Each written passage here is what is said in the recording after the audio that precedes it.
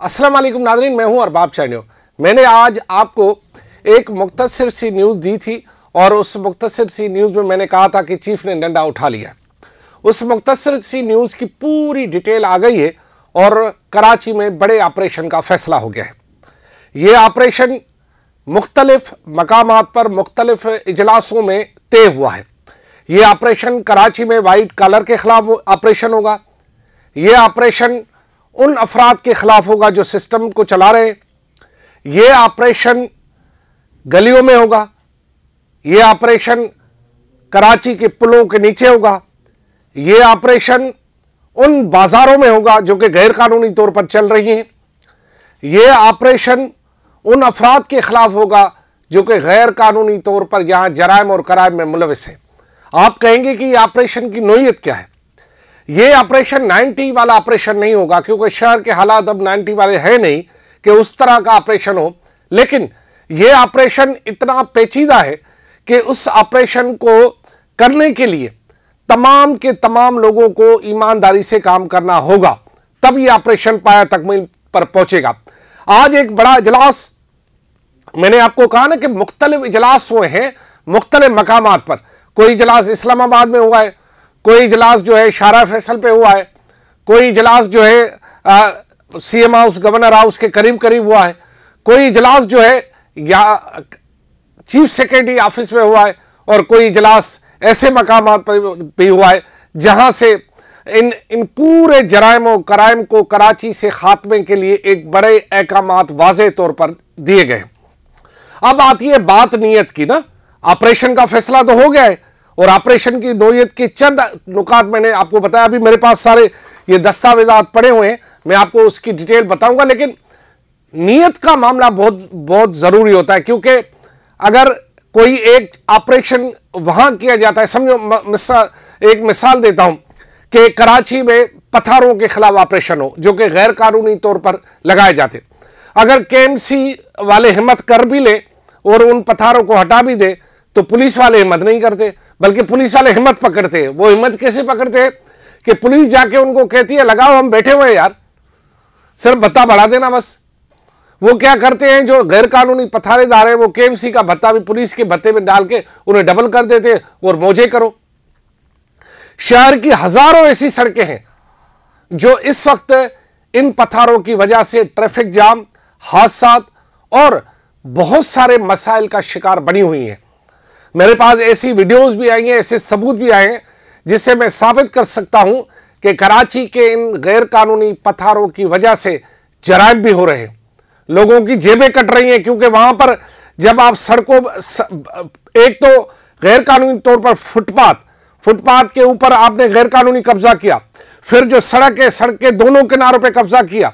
आपको मैं और दूर ना जाए, कोई भी दोस्त मेरे साथ चले, बस एयरपोर्ट आप क्रॉस करेंगे, एयरपोर्ट से लेकर गुलशन हदीद तक जहां जहां आप जाएंगे आपको सड़क के दोनों किनारे, हालांकि हाईवे है, नेशनल हाईवे है, दोनों किनारों पर बहुत बड़ी तादाद में, हजारों की तादाद में जो है वो पत्थरे खड़े होंगे और उन सब का भत्ता जो है वो या तो मुबैना तौर पर वो टाउन्स ले रहे हैं या मुबैना तौर पर जो है वो पुलिस ले रही है। बहरहाल सबको पता है कि भत्ता इस शहर में कौन लेता है। अच्छा, अब बात यह है कि आज जो इजलास हुआ है चीफ सेक्रेटरी की सदारत में, उसमें पहला जो ऑर्डर जारी हुआ है वो मैं आपको दिखाना बहुत जरूरी समझता हूं कि पहला ऑर्डर है वो मोमनाबाद टाउन के उन अफसरान के खिलाफ उनको मुअत्तल कर दिया गया है जो कि वहां पर गैर कानूनी सब्जी मंडी की इजाजत दे रहे थे। और उस सब्जी मंडी के नतीजे में वहां पर जो सूरत हाल पैदा हो रही थी, वहां पर जो सारे मामलात हो रहे थे, उस वजह से वहां पर मामलात जो है वो न सिर्फ सूरत हाल खराब हो रही थी वहां पर लोगों के हवाले से, ट्रैफिक के हवाले से, मुख्तलिफ हवाले से, बल्कि गैर कानूनी सब्जी मंडी लगने का मतलब ये है कि वहां चीज़ों की पता नहीं कहाँ से आती थी, पता नहीं वो मलिर के गटर की सब्जी थी, पता नहीं वो गटर बागीचे की सब्जी थी, पता नहीं कहाँ से आती थी, लियारी नदी के गटर की सब्जी थी, कहाँ से आती थी, क्योंकि उसकी कोई वैलिडिटी नहीं थी, उसका कोई पता आता नहीं था। दूसरी बात, शहर में रोड कटिंग आजकल बड़ा मसला बनी हुई है। आपको पता है ना, शहर में रोड कटिंग का एक बड़ा प्रॉब्लम है। आप रोड बनाओ, टाउन आए या कोई भी आए या के इलेक्ट्रिक वाले आए, गैस वाले आए, रोड को खोद को चले जाते। बाद में आवाम जो है वो जिसको चाहे जो चाहे सुनाए, क्योंकि सफर तो आवाम ने करना होता है, ना इदारे ने करना होता है, ना बनाने वाले ने, ना उसको उखाड़ने वाले ने। असल में तो सारा सफर आवाम करता है। तो फैसला ये हुआ है कि गैर कानूनी तौर पर ये जो रोड कटिंग होती है, इसको रोकने के लिए दफा 144 का निफाज का फैसला किया गया। अब दफा 144 के निफाज का मतलब यह है कि इदारों को मुतहर्रिक किया गया है कि कहीं भी अगर ऐसी सड़क खोदी जाए तो उसके खिलाफ फौरी तौर पर एक्शन हो और दफा 144 के तहत उसके खिलाफ कार्रवाई होगी। लाजिए हम तो इस बात पर एतबार कर रहे हैं कि जो लोग इतने बड़े बड़े ऐलानात कर रहे हैं, इतने पलंदे दे रहे हैं, तो वो लाजमी इस मामले में करेंगे। दूसरी बात ये कि आज के इजलास में यह भी हुआ कि ये रेड लाइन्स और ब्लू लाइन्स और जितनी भी बन रही हैं, इनकी वजह से अवाम को जबरदस्त दुश्वारी का सामना है। मैं सलूट पेश करता हूं उन अवाम को जो रोज वहां से धूल चाटते हुए, आंखों में मिट्टी, अल्लाह से रहम करे उन पर, वो जो जिस तरह गुजरते। मैं खुद भाईजान उन रास्तों से गुजरता हूं और मैं अल्हम्दुलिल्लाह मैं छोटा नहीं हो जाता, मैं बसों में सफ़र करता हूं, मुझे पता है कि बसों में क्या हालत होती है और मोटरसाइकिल पर जब आप ऐसे इलाकों से गुजरे तो वहां क्या हाल होता है। तो लिहाजा कहा गया है कि इसके काम की रफ्तार को तेज की जाए और रेड लाइन्स और दीगर मनसूबे साल 2026 में मुकम्मल किए। लेकिन पानी पुलों से नीचे से गुजर गया है क्योंकि इनकी कास बास बढ़ गई है, मुख्तलिफ इशूज है। अब मसला ये कि आपने एक और भी शहर में काम देखा होगा, फुटपाथ तो गए माशाल्लाह, हमारे सड़कें तो गई माशाल्लाह, लेकिन शहर में पुलों के नीचे भी कब्जे हो रहे हैं। आजकल आप देख रहे हैं कि गैर कानूनी तौर पर वहां स्टॉप बनाए गए, गैर कानूनी तौर पर वहां पार्किंग बनाई गई है। अब आपको मैं एक बात बताऊं कि शहर के मुख्तलिफ पुलों में आप चले जाए, वहां रक्षा की पार्किंग, ट्रक, वहां पर ट्रॉलर गैर कानूनी तौर पर। मैं आपको दावत देता हूं आप सब दोस्तों को, आप चले जाए एडमिनिस्ट्रेटिव सोसाइटी, वहां पर टीपू सुल्तान थाने की हद में हजारों की तादाद में गाड़ियां सड़कों पर गलियों पर मौजूद हैं, कोई पूछने वाला नहीं है। रेलवे ट्रैक कब्जे, रेलवे ट्रैक के अतराफ कब्जे वहां पर वो है, और गाड़ियों की गाड़ियां, आप किसी को मना नहीं कर सकते, आपका सर फोड़ देंगे, इतनी दादागिरी चल रही है वहां पर। अवाम जाए तो कहां जाए। फैसला हुआ है कि उनके खिलाफ भी ऑपरेशन होगा। अब देखते हैं कौन ऑपरेशन करता है, किसका इतना दिल बड़ा है, कौन नोट छोड़ता है। भाई आजकल नोट छोड़ते हैं। बहरहाल कह दिया है, हम उस पर एतबार करते। अच्छा, शाहराहों पर जो मुख्तलिफ 12 शाहराएं हैं, वहां पर कहीं कहीं तो आपको स्ट्रीट लाइन नहीं मिलेगी, और वहां पर अब यह फैसला हुआ है कि वहां पर उसे खूबसूरत भी बनाया जाए और वहां पर बिजली भी बहाल की जाए। अच्छा, सोलर लाइट का भी फैसला हुआ है कि भाई यहां पर सोलर लाइट भी लगाई जाएगी, लेकिन लोगों को बिजली तो घरों में आती नहीं है, सोलर लाइट भी लग जाएगी तो दूसरी इस बात की जमानत कौन देगा यार। वो जो हीरोइनची है वो पुलों के जंगले पुल पूरा तोड़ के ले जाते हैं यार, पूरा पुल तोड़ के ले जाते। मैं उस दिन गुजरा था लियारी नदी के साइड से, लियारी नदी के एक पूरा हिस्सा जो पुल गायब, लोहे गायब। ये तो देखो, ये हीरोइनची वहां पर वो ये भी करते, उसके बाद पुल भी गायब। यार जुल्म तो देखो, उनको कोई क्या ये माजून है क्या, बना हीरोइन माजून है क्या, खाने के बाद उनमें इतनी ताकत आ जाती है कि वो पुल के पुल ले जाते हैं। यार बड़ा जुल्म है यार। कुछ शहर में, किसी ऐसे शहर में सुना होगा पुल गायब। ढक्कनों का तो मसला ही नहीं है, वो तो ढक्कन तो लग ही रही है ना लोहे के, अब तो वो पत्थर के लग रहे हैं, वो पत्थर के भी मुकम्मल नहीं होते। बहरहाल पुल के पुल गायब हो जाते।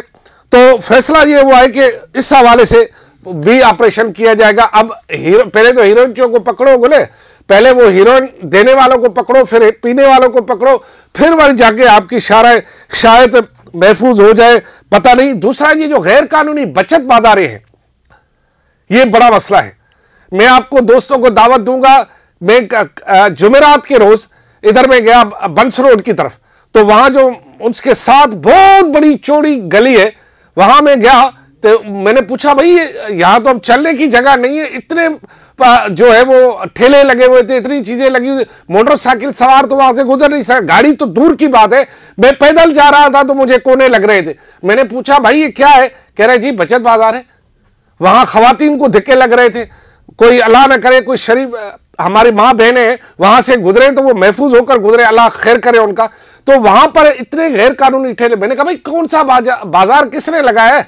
उन्होंने कहा जी लगा दिए बस हमने, और उसको कोई रोकने वाला नहीं। लिहाजा मैं चीफ सेक्रेटरी साहब को ये गुजारिश करूंगा कि जहां आज आपने बैठकर इजलास किया है, जरा थोड़ा सा पैदल निकल के अपने ही दफ्तर के पीछे जरा चक्कर लगाओ। आपको वो गैर कानूनी बाजार मिलेगी, आपको वो ठेले मिलेंगे, पथारे मिलेंगे गैर कानूनी। तो और नहीं जाओ चीफ सेक्रेटरी साहब, और न जाना, क्योंकि आपके घर की तरफ जो है ना, जहां आप रहते हैं वहां पर कब्जे नहीं है, वहां दूसरे कब्जे, वो वाले कब्जे नहीं है, ये वाले कब्जे दूसरे, जो आप ऑफिस से निकले उतर के आए। वरना मैं आपके साथ चलूंगा, क्योंकि आपकी सेफ्टी भी बहुत जरूरी है। मैं आपके साथ चलूंगा, मेरे साथ आप चले, मैं आपको दिखाता हूं वो गैर कानूनी बचत बाजार। ये शहर में मुख्तलिफ इलाकों में हो रही है। हाल ही में कुछ वाकयात भी हुए थे शहर में बचत बाजारों की वजह, जिनको कुछ शायद बंद भी किया गया था। मैंने आपको बताया ना कि मोबाइल और पर्स निकलना तो आराम की बात है, लेकिन औरतों के जो है ना, उनसे मतलब बदतमीजी करते हैं लोग, आपको पता है इन बचत बाजारों में। और दूसरा ये कि पर्स गायब हो जाते। फैसला ये हुआ है कि इनके खिलाफ भी ऑपरेशन होगा। मैंने कहा नीयत अल्लाह सही बरकरार है। अब चीफ सेक्रेटरी साहब ने सारे किया है। ये था आज के सिर्फ चीफ सेक्रेटरी साहब के हवाले से जो एक इजलास का हवाल। अब जो दूसरा ऑपरेशन जिसका फैसला किया गया है व्हाइट कॉलर क्राइम के खिलाफ, जिसे सिस्टम भी कहते हैं, उसके सिलसिले में नैब को ज्यादा मजबूत, तेज तरार, और उन्हें कहा गया है कि आले तैयार करो। नैब जो है ना, वो छुरियां तैयार कर रही है उन लोगों के खिलाफ जो कि जिन लोगों ने हमारे गर्दनों पर करप्शन की छुरियां फहराई हैं और हमारी गर्दन से खून निकाल के वो अपनी जमीनें आबाद करते हैं। तो लिहाजा उनके खिलाफ भी अब बड़े ऑपरेशन की मंजूरी दी गई है। और मैं आपको एक बात बताऊं जो कि इंतहाई अहम बात है, लेकिन मैं आपको बता देता हूं कि सिंध के मुख्तलिफ महकमों में न नजर आने वाली एक ऐसा पहरा बिठा दिया गया है जहां जो भी हरकत हो रही है वो हरकत नोट हो रही है।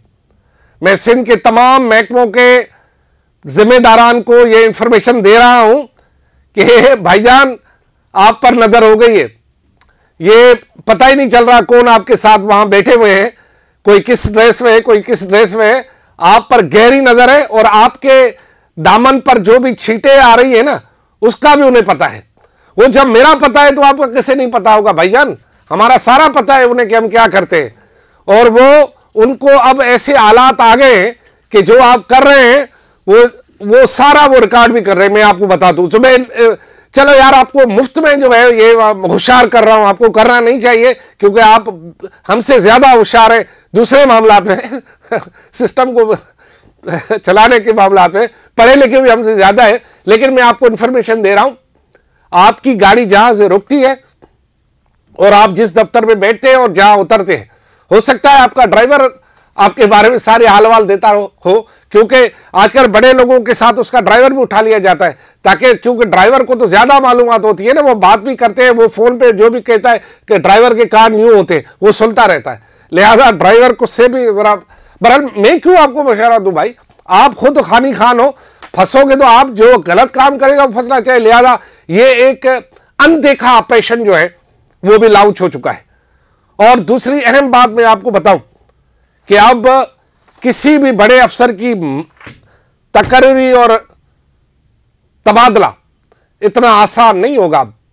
ये आपकी मर्जी से नहीं होगा, अब जिनकी मर्जी से होगा उन्हीं की मर्जी से होगा। मजीद मैं आपको हाल बताऊंगा, समझ गए ना मेरा जानी। मेरी भी कुछ हदूद है, बस इससे ज्यादा नहीं। अल्लाह हाफिज।